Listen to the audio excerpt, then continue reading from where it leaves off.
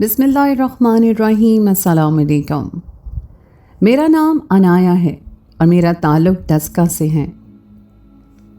ہمیں یہاں رہتے ہوئے 19 سال گزر گئے تھے اور میری زندگی تو خیر و عافیت سے ہی گزری تھی، مگر میں یہ نہیں جانتی تھی کہ جب میں ماں بننے کے تجربے سے گزروں گی تو میرے ساتھ کیا ہی بھیانک حقیقت کھل کر سامنے آئے گی، جس کے بارے میں نہ ہی میں نے کبھی سوچا اور نہ کبھی اپنے خواب میں کبھی گمان کیا ہوگا کہ یہ حقیقت اتنی بھیانک ہوگی اور زندگی میں مجھے یہ دن بھی دیکھنا پڑے گا جب مجھے ماں بننے کی خبر ملی تو میں دنیا کی خوش ترین عورت ہوں گی، کیونکہ یہ خبر مجھے شادی کے 3 سال بعد ملی تھی اور اسی وجہ سے میں آنے والے بچے کے بارے میں بہت زیادہ محتاط تھی۔ میں جاننا چاہتی تھی کہ میں کیا کھاؤں، کیا پیوں، کیسے رہوں، اٹھنا بیٹھنا تک ڈاکٹر سے پوچھنا چاہتی تھی تاکہ میرے بچے کی پیدائش تک کوئی مسئلہ نہ ہو۔ میرا یہ بچہ مجھے منتوں مرادوں سے ملا تھا، گو کہ شادی کے بعد 3 سال کا عرصہ کچھ زیادہ نہیں ہوتا، مگر میری ساس تو میری شادی کے 6 مہینے بعد ہی میرے پیٹ کو دیکھنے لگ گئی تھی۔ انہیں یہ امید تھی کہ میں انہیں بچہ پیدا کر کے دوں گی، بس اسی وجہ سے وہ میرے لیے بہت زیادہ خوش بھی بہت تھیں اور ان کی یہی خوشی مجھے محتاط بنا رہی تھی، اور میں اس وجہ سے پریشان بھی ہو گئی تھی کہ اگر میرے بچے کو میری کسی غلطی کی وجہ سے کچھ ہو گیا تو ساری زندگی بھر مجھے تانے دیتی رہے گی۔ اس لیے میں نے اپنی ایک دوست کو فون کیا اور اسے کہا کہ مجھے اس علاقے کے بہترین ڈاکٹر کے بارے میں بتاؤ۔ میری بات سن کر وہ سوچ میں پڑ گئی اور بولی، ہاں میں تمہارے بارے میں ہی سوچ رہی تھی کہ تمہیں تو اولاد کی خوشی بھی کافی دیر سے ملی ہے، ایسے میں اگر تمہیں کوئی اچھا ڈاکٹر نہیں ملا تو تمہارے لیے مشکل ہو جائے گی۔ ویسے بھی 3 سال بعد اولاد پیدا ہو رہی ہے تو یہ کوئی نارمل بات نہیں ہو سکتی، ہو سکتا ہے کہ اولاد لیٹ پیدا ہونے کی وجہ سے بھی کوئی نہ کوئی مسئلہ پیش آ جائے، اس لیے تم اپنے شوہر سے کہہ دو کہ تم مہنگے سے مہنگا ڈاکٹر کرو گی، ایسا نہ ہو کہ کوئی اونچ نیچ ہو جائے تو پھر یہ لوگ تمہیں ذمہ دار ٹھہرائیں۔ بہتر ہے کہ تم وقت پر ہی ان سے اپنی بات منوانا شروع کر دو۔ ویسے بھی جب بہو کے پیٹ میں کسی کی اولاد ہوتی ہے تو سسرال والے نہ چاہتے ہوئے بھی نرم بن جاتے ہیں اور بہو کی ہر بات مانتے ہیں۔ تمہارے پاس اپنی باتیں منوانے کا یہی موقع ہے، اسے ضائع مت جانے دینا۔ میری سہیلی نے یہ بات کرتی تھی، میں نے اپنے شوہر سے کہہ دیا کہ میں اس شہر کی سب سے اچھے اور مایا ناز ڈاکٹر کے پاس جاؤں گی، اور میرے شوہر نے کہا کہ مجھے اس بات پہ کوئی اعتراض نہیں ہے، لیکن میں ہسپتالوں کے زیادہ چکر نہیں لگا سکتا۔ تم جانتی ہو بچے کی پیدائش کا خرچہ بھی بہت زیادہ ہوگا۔ مجھے اس بات پر کوئی اعتراض تو نہیں ہے، اگر میں روز روز آفس سے چھٹی کروں گا تو میرے لیے پیسہ کمانا بہت مشکل ہو جائے گا۔ تم ایسا کرو کہ جس سہیلی نے تم نے ڈاکٹر کا پوچھا ہے اس کے ساتھ ہسپتال جایا کرو، تب تم ہاسپٹل جانے کی عادی ہو جاؤ گی تو آخری دن میں بھی چلا جاؤں گا، لیکن فی الحال تم اپنی سہیلی کا ہی انتظام کرو، اور جب زیادہ مشکل ہوگی تب تمہارا آخری وقت آئے گا، میں تمہارے ساتھ چلوں گا۔ اور شوہر کی یہ بات بھی مجھے معقول ہی لگی تھی، میں نے اپنی سہیلی سے یہ بات کہہ دی کہ میرے ساتھ ہسپتالوں کے چکر لگانے کے لیے میرا شوہر ویسے بھی راضی نہیں ہو رہا، اس نے تمہیں میرے ساتھ چلنا ہوگا۔ اس نے کہا مجھے کسی قسم کا کوئی مسئلہ نہیں ہے، تم چاہو تو میرے ساتھ میرے گھر بھی رہ سکتی ہو، کیونکہ ڈسکا ہیڈ کوارٹر ہاسپٹل سے میرا گھر تھوڑی ہی دوری پر ہے۔ میری سہیلی نے مجھے بتایا کہ تمہیں اس شہر کے سب سے بڑے ہسپتال میں لے کر جاؤں گی، وہاں کوئی اچھا ڈاکٹر ملے گا اور اسی کے ساتھ چلا کریں گے، پھر باقی بھی اپوائنٹمنٹس اسی ڈاکٹر کے ساتھ ہوں گی، اور میرے خیال میں تو تمہیں ایک مرد ڈاکٹر کے ساتھ ہی جانا چاہیے۔ اگر تمہیں کسی لیڈی ڈاکٹر سے اپنا علاج کرواؤ گی تو ہو سکتا ہے کہ کوئی کمی بیشی ہو جائے، لیکن اگر ڈاکٹر مرد ہوگا تو اس بات کا سوال ہی پیدا نہیں ہوتا۔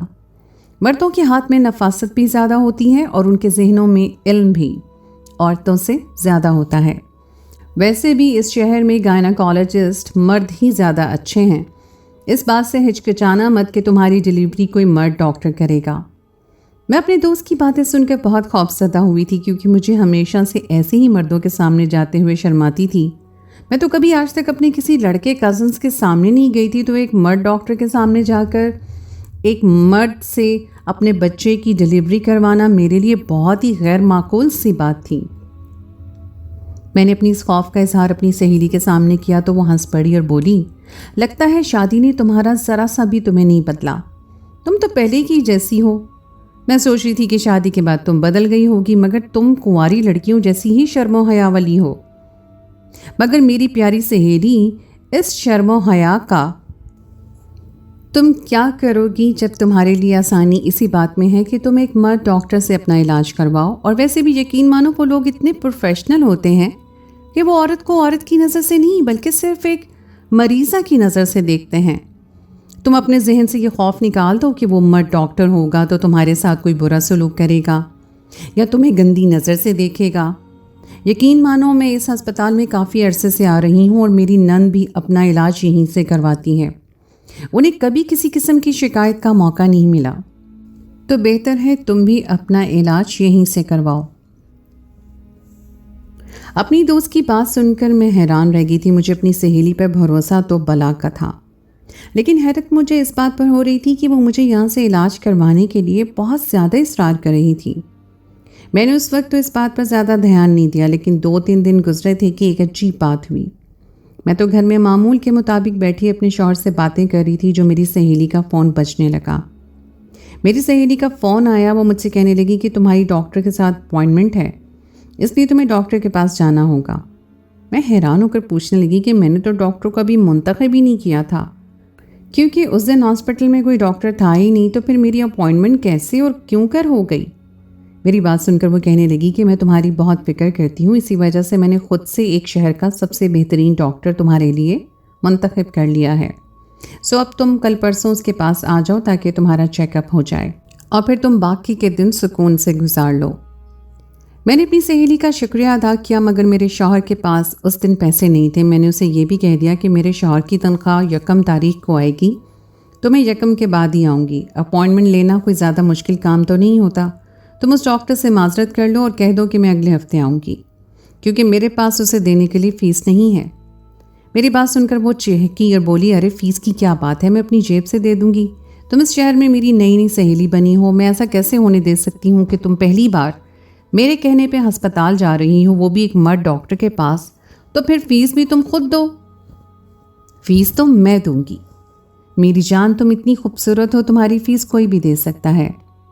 سہیلی کے منہ سے عجیب سی بات سن کر میرے ذہن میں کھٹکا تو ہوا تھا، لیکن اس کے مذاق کرنے کی عادت تھی، اسی وجہ سے میں نے اس بات پر کان نہیں دھرے۔ میں اپنے گھر سے اپنے شوہر کے ساتھ آئی تھی، انہوں نے بائک پر مجھے بس اسٹیشن پر چھوڑا تھا اور اس کے بعد وہاں پر میری سہیلی مجھے لینے کے لیے آ گئی۔ مجھے گاڑی میں بٹھا کر وہ ہسپتال کی طرف چل پڑی اور مجھے گاڑی میں بٹھا کر اس نے ہاسپٹل کی راہ لی۔ تھوڑی دیر کے بعد جب ہم لوگ ہاسپٹل پہنچے تو گھنٹہ گزر چکا تھا اور میرے پیٹ میں ویسے ہی درد ہونے لگا۔ میں نے اسے کہا کہ ہمیں ڈاکٹر کے پاس جلدی چلنا چاہیے، ایسا نہ ہو کہ میرے لیے مسئلہ ہو جائے۔ میں نے صبح سے کچھ کھایا بھی نہیں۔ اس نے مجھے کہا کہ وہ مجھے شاندار قسم کا کھانا بھی کھلائے گی کیونکہ میں اس کی خاص دوست ہوں۔ حالانکہ ہماری دوستی کو بھی 2-3 مہینے ہی گزرے تھے، لیکن جب سے میں نے اپنی سہیلی کو اپنی امید سے ہونے کا بتایا تھا وہ بہت زیادہ خوش ہو گئی تھی اور میرے لیے بڑھ چڑھ کر کوششیں کر رہی تھی، اور یہ بات میرے لیے حیرت کی تھی کیونکہ ایسا اس سے پہلے کبھی نہیں ہوا تھا کہ مجھے کسی لڑکی نے اتنی توجہ اور محبت دی ہو۔ مگر میرے ساتھ اس لڑکی جس کا نام ہیرا تھا، اس کا رویہ بڑا ہی والہانہ تھا۔ میں بھی یہ سوچوں میں گم تھی کہ ڈاکٹر صاحب کمرے میں آ گئے تھے۔ ہیرا کہنے لگی کہ میرا چیک اپ لیٹ نہیں ہونا چاہیے، ایسا نہ ہو کہ ڈاکٹر صاحب پھر سے مصروف ہو جائیں۔ میں نے آج کی اپوائنٹمنٹ لے رکھی ہے، اس لیے تمہیں آج ہی چیک اپ کروانا پڑے گا۔ میں بہت ڈر رہی تھی، گھبرا بھی رہی تھی، کیونکہ آج سے پہلے میں نے کسی مرد ڈاکٹر کے پاس نہیں گئی تھی، اور آج جب کہ زندگی کا سب سے نازک مرحلہ آن پہنچا تھا تو مجھے اس طرح سے ایک مرد ڈاکٹر کے پاس جانا پڑ رہا تھا۔ اس کو میں نے کبھی سوچا بھی نہیں تھا۔ میرا دل چاہا کہ میں ہیرا کو منع کر دوں، لیکن میں ایسا نہیں کر سکتی تھی۔ اس کے خلوص کے آگے میرا انکار مان پڑ گیا۔ بالآخر ہم لوگ ڈاکٹر زاہد کے کمرے میں داخل ہوئے۔ ڈاکٹر صاحب درمیانی عمر کا ایک آدمی تھا، اس کے چہرے پر بلا کی سنجیدگی تھی، مگر آنکھیں عجیب سی تھیں۔ نہ جانے کیوں میری نظر بار بار اس پر جا رہی تھی، ایسا لگ رہا تھا جیسے میں پہلے اسے کہیں دیکھ چکی ہوں، مگر اسے بار بار دیکھنے پر بھی مجھے کوئی بات یاد نہیں آ رہی تھی۔ ایسا نہیں تھا کہ میں نے اسے زندگی میں حقیقت میں کہیں دیکھا تھا، مگر ایسا معلوم ہوتا تھا जैसे मैंने डॉक्टर जाहिद को आज से 2-3 बार पहले देखा हो। बहरहाल मुझे बात समझ में नहीं आ रही थी। डॉक्टर जाहिद ने मेरा चेकअप किया, मेरा बुनियादी मुआयना किया और मुझे कुछ दिन के बाद दोबारा आने को कहा। उन्होंने ये भी कहा कि आपको किसी किस्म का मसला नहीं है, लेकिन आगे चलकर क्या हो जाए मैं उसकी कोई गारंटी नहीं दे सकता। डॉक्टर जाहिद की बात सुनकर मुझे डर तो महसूस हुआ था, लेकिन पता नहीं आगे चलकर मेरे साथ क्या होगा। लेकिन मेरी दोस्त हीरा ने मुझे तसल्ली दी और कहा कि डॉक्टर साहब का सबसे बेहतरीन डॉक्टर है यहाँ का, तुम्हें उसके होते हुए फ़िक्र करने की ज़रूरत नहीं है। ये तुम्हारा केस बहुत आसानी से कर देगा और अगर ना भी हुआ तो तुम्हें किसी दूसरे डॉक्टर के पास रेफर कर देगा। मुझे आज अपना आप बहुत गिरा हुआ महसूस हो रहा था। पता नहीं कि मुझे ऐसा लगता था जैसे मैंने हीरा पर बहुत जल्दी भरोसा कर लिया हो। मुझे हीरा के अलावा भी किसी लड़की, किसी लेडी डॉक्टर के पास ज़रूर जाना चाहिए था, मगर क्या करती, मेरा साथ मेरा शौहर ही नहीं था। मैं अकेली अस्पतालों से वाकिफ़ नहीं थी और डस्का में मेरी एक ही सहेली थी और शादी के बाद एक सहेली बनाना भी बड़ा मुश्किल काम होता है। सो मैंने उसी पर इन्हिसार किया। हीरा मुझे तसल्ली दे रही थी कि दूसरे शहर पर जब हम डॉक्टर जाहिद के पास चलेंगे तो थोड़े ज़्यादा मालूमात मिल जाएंगी, तुम्हारा केस भी आसानी से हो जाएगा। बस वो अपने शौहर से कहना कि 1-1.5 लाख रुपए तैयार रखे, इससे कम में तो आजकल सही केस नहीं होता। अगर तुम सरकारी अस्पताल जाओगी तो वो भी तुम्हारे लिए सही नहीं होगा, वहाँ पर तो औरतों की कोई इज्जत ही नहीं होती, उन्हें भेड़ बकरियों की तरह समझा जाता है। सो मैं तुम्हें यही कहूँगी कि तुम बस फिक्र करो पैसों की, बाकी किसी चीज़ की फ़िक्र नहीं करो। आधी चीज़ें मैं संभाल लूँगी, लेकिन तुम्हें पता है कि मैं खुद नहीं कमाती। कुछ तुम्हें देती हूँ तो वो मेरे शौहर का होता है और फिर मैं खुद से तुम्हें कुछ भी नहीं दे सकती। मैं एक हद तक ही तुम्हारी मदद कर सकती हूँ। तुम अपने शौहर से कहो कि ज़्यादा सारे पैसे तैयार रखे, किसी भी वक्त ज़रूरत पड़ सकती है। ख़ासकर तुम्हारे 8वें महीने में। 8वें महीने में औरत को कभी भी दर्द हो जाए तो उसे डॉक्टर के पास लाजमी लेकर जाया जाता है, वरना अगर केस पेचीदा हो जाए तो मुश्किल हो जाती है। उन दिनों मुझे शिद्दत से एहसास होने लगा कि मेरा शौहर इस सारे मामले से बहुत लाताल्लुक़ था। हमारा बच्चा हालांकि बड़ी मनतो मरादों के बाद पैदा हो रहा था और मेरे शौहर को चाहिए था कि सारे मामले में वो मेरा साथ दे, लेकिन कभी भी वो ऐसा नहीं कर पा रहा था। एक तो उनकी दफ्तरी मजबूरियाँ और फिर ऊपर से घर में अपनी अम्मा का डर खौफ भी था। उनकी अम्मा की हरगिज़ ये मर्जी ना होती कि मेरे शौहर मेरे साथ अस्पताल जाएं। पता नहीं सास अपने बेटों के बारे में इतनी सख्त क्यों होती हैं, हालांकि वो अपने बेटे की खुशी देखे तो सारे घर का माहौल अच्छा रहे। बहरहाल मैं रोज़ाना हीरा के साथ अस्पताल के चक्कर लगाती रहती थी।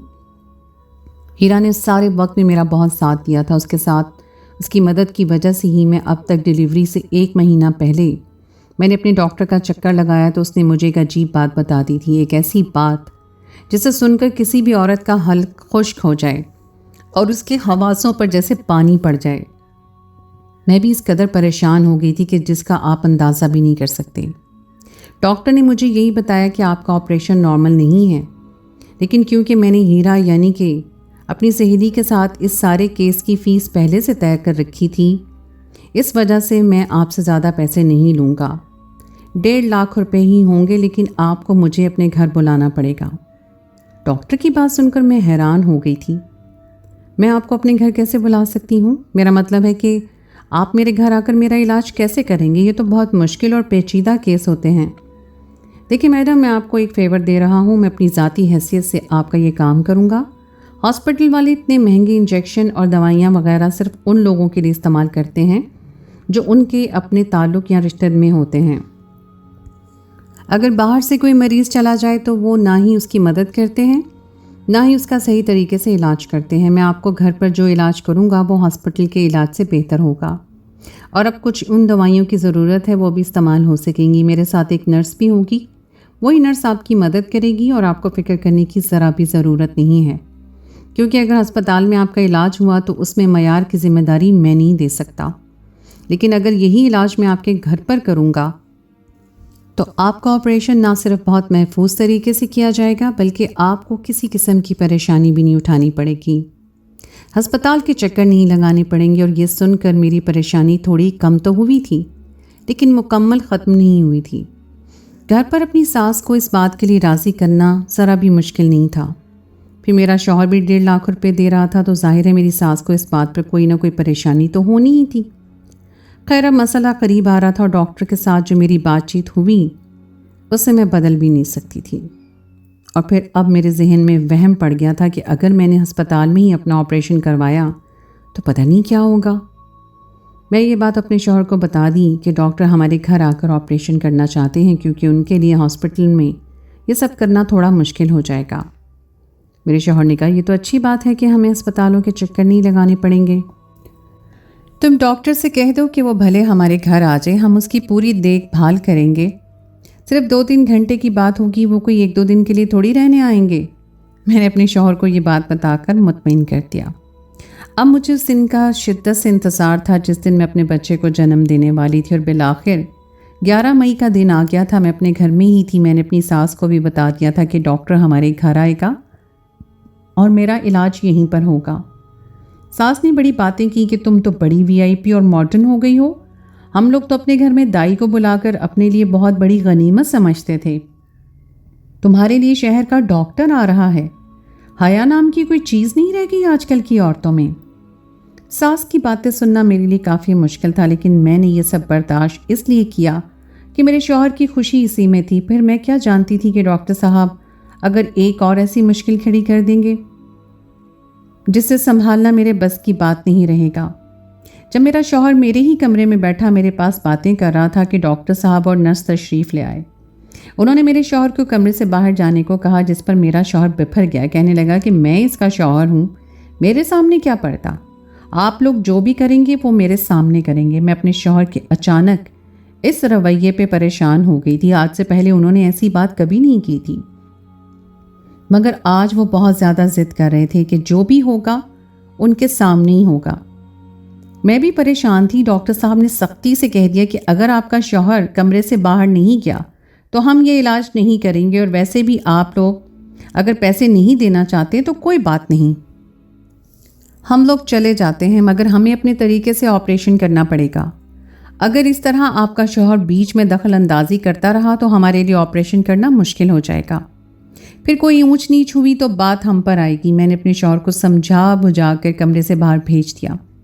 اس سے کہا کہ آپ فکر نہیں کریں، یہاں پر ایک آنکھ نرس بھی تو ہے اور وہ خاتون ہے، اور اس کی موجودگی میں ایسا کوئی غلط کام تو ہو نہیں سکتا کہ آپ کو میری فکر ہو۔ مگر میں کیا جانتی تھی کہ یہ صرف میرا بھول پن ہے۔ میں اپنے شوہر کے جانے کے بعد سے ڈر بھی رہی تھی، کیونکہ کمرے میں نرس تو بالکل چپ چاپ بیٹھی تھی اور ڈاکٹر صاحب نے مجھے بے ہوشی کا انجیکشن لگایا۔ اس کے بعد مجھے نہیں پتا کہ کیا ہوا۔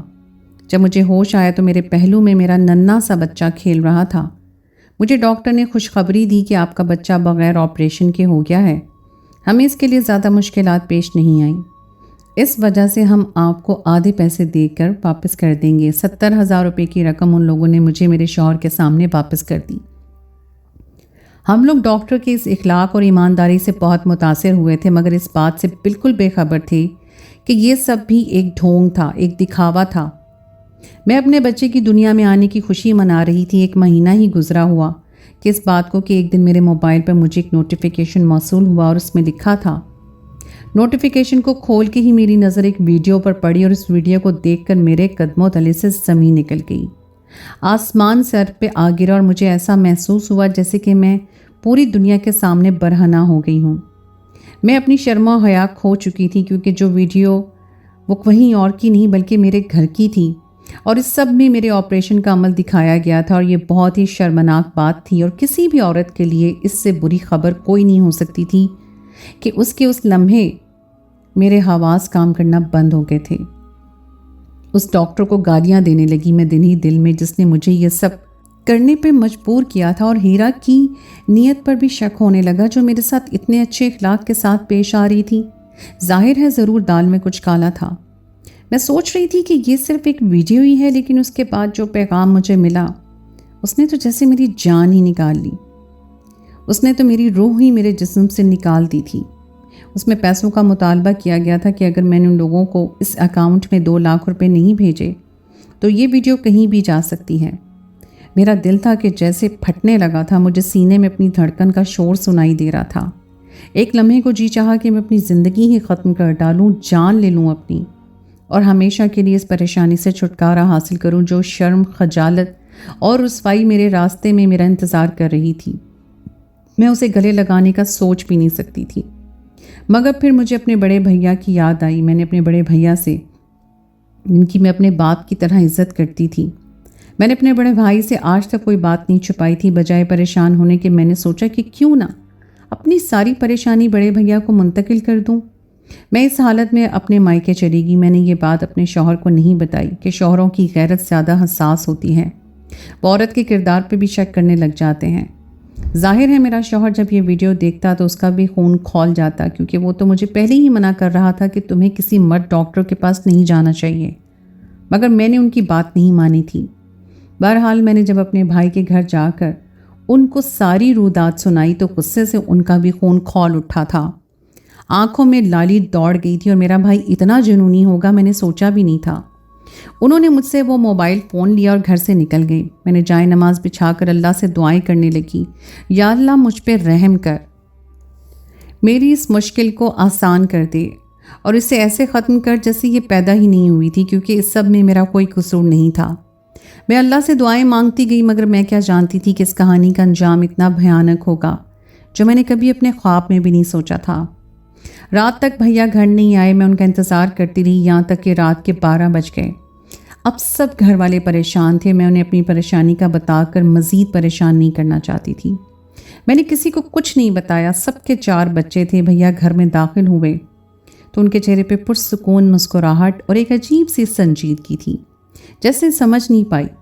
भैया ने उस वक्त मुझसे कोई बात नहीं की। मैंने भी उन्हें कुछ पूछना मुनासिब नहीं समझा। मेरे लिए वो एक सायादार शजर की तरह थे, जिसकी छाँव में इंसान ज़िंदगी भर की मुश्किलात भूल जाता है। सुबह हुई तो भैया ने मेरे सर पे हाथ रखकर बोले, तुम अपने घर चली जाओ, फिक्र की ज़रूरत नहीं है, मैंने उस खबीस का काम तमाम कर दिया है। भैया की बात में अजीब सी सर्द महरी थी, जिसे देखकर मैं कांप गई। क्या मतलब भैया, आप ये क्या कह रहे हैं? क्या आपने उसे जान से मार दिया है? उन्होंने कहा, हाँ, वरना वो बाकियों के साथ भी ऐसा ही कर रहा था, इसलिए ये खेल ना जाने कब से रचा रखा था। इसलिए जो सज़ा मैंने उसकी तजवीज़ की है वो बेहतरीन थी, वरना अगर मैं उसकी जान ना लेता तो शायद वो यही बातें कोई और औरतों के लिए भी तकलीफ़ का बाइस बनाता।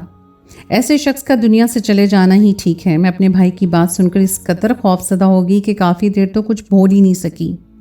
मुझे यकीन ही नहीं आया कि मैं ये सोच भी नहीं सकती थी कि मेरे भाई की गैरत इस हद तक चली जाएगी कि वो उस शख्स को जान ही से मार देंगे। अभी तक मुझे इस बात के लिए एहसास जुर्म है। मेरे दिल में अजीब सी नदामत का एहसास है, मगर फिर मैं सोचती हूँ कि अगर वो शख्स जिंदा रहता तो क्या होता। उसने भले ही एक दूसरे तरीके से मुझे ब्लैकमेल करने की कोशिश की थी, लेकिन इस सब के पीछे था तो वही। उसकी मौत के बाद मुझे ऐसा कोई मसला पेश नहीं आया। मैं नहीं जानती मैंने अपने भाई को बताकर गलत किया या ठीक। आप ही बताएं, ऐसे शख्स को सज़ा क्या होनी चाहिए थी?